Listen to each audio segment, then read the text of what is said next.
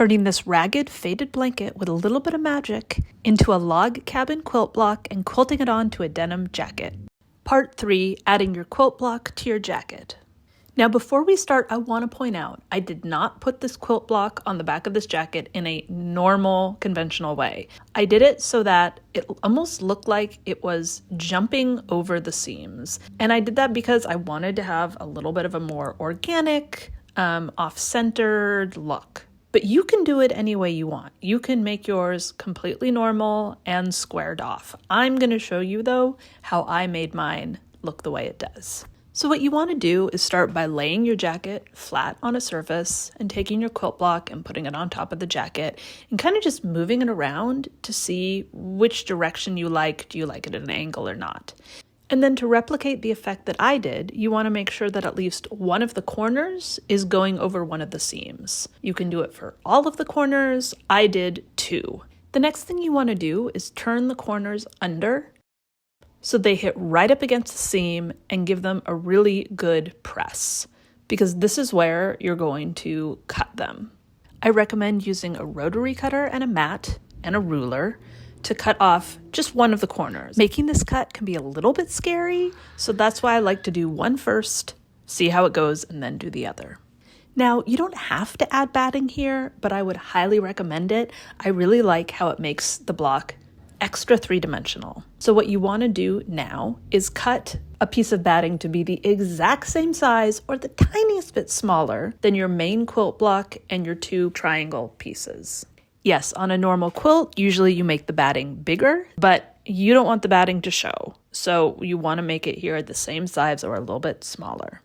You then sandwich your block, your batting down on top of your jacket, exactly where you want it to go, and you just start pinning. Even though you see me using straight pins, I'd recommend you use a safety pin. You're less likely to get poked. Or you can use any method of basting that you like, spray, hand sewing, whatever works best for you. You just want it to be pretty secure. Because next you're going to take it to your machine and quilt it. So let's talk about your machine setup. If you have a walking foot, make sure to use it. It is a lifesaver when working with multiple layers. If you have denim needles, I would use one. I don't always use them, but a denim needle is great when sewing through heavy layers and especially helpful if you're going to quilt over those flat fell seams. You can also use a new, sharp size 90 or other stronger needle. And then for thread, you just want a little bit of a heavier weight thread, like an Aurifil 40 weight, but any heavier weight will work. Now, I quilted this block onto the jacket using a 3-step process that started with securing the block using a straight stitch, then securing the edges with a zigzag, and then finishing the quilting by adding additional straight stitches throughout the block. So for step 1, I used a medium length straight stitch. It was a 3 on my Bernina. And I sewed a couple straight lines in the middle of the block and close to the edges, really just to keep the block in place. And you can see me here kind of stitching along. I went fairly slowly and just going along around near the edges of the block, and I used the stripes in the log cabin block as guidelines. Now, step 2 basically replaces your binding.